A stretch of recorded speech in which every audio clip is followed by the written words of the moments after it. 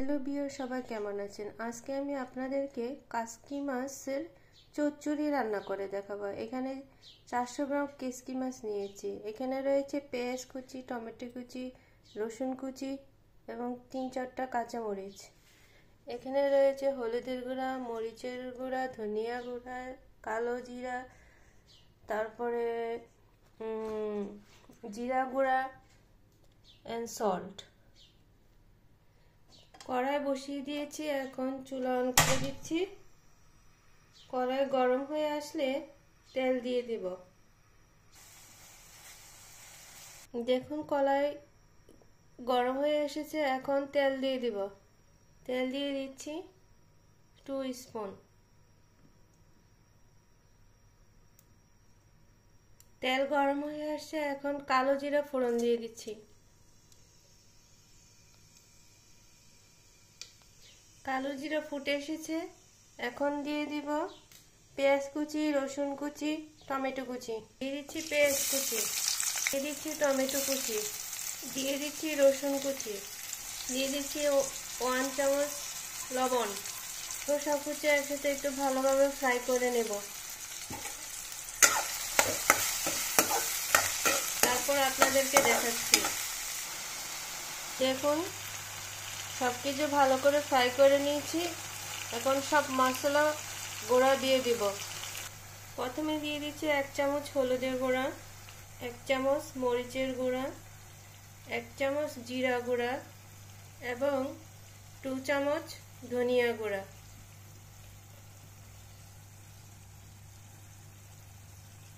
এখন সবকিছু একসাথে ভালো করে মিক্স করে নেব।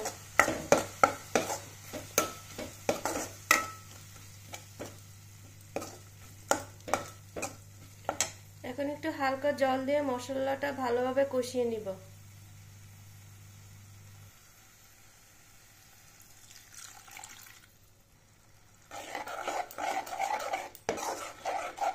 মাছগুলো একটু হালকা হলুদ আর লবণের গুঁড়ো দিয়ে মাখিয়ে নিচ্ছি।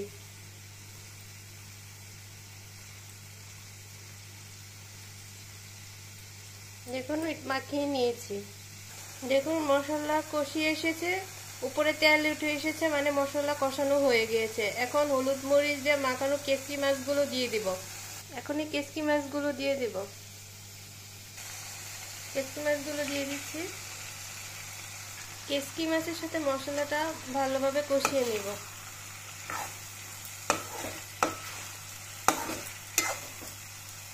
তারপর আপনাদেরকে দেখাচ্ছি। কাঁচামরিচগুলো দিয়ে দিচ্ছি।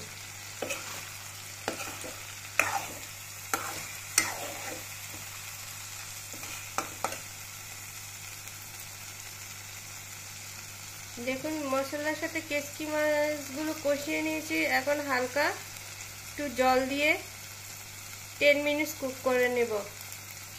জল দিয়ে দিচ্ছি।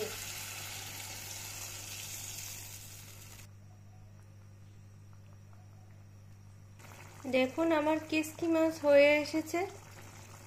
এখন ধনেপাতা দিয়ে নামিয়ে নিব। ধনেপাতা কুচি দিয়ে দিচ্ছি। দেখুন আমার কেসকি মাছের চচ্চড়ি হয়ে এসেছে, এখন নামিয়ে নিব। তারপর আপনাদেরকে দেখাচ্ছি।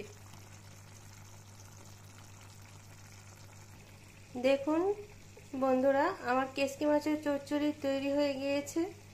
আজকের রেসিপিটি আপনাদের কাছে কেমন লাগলো আমাকে কমেন্ট করে জানাবেন।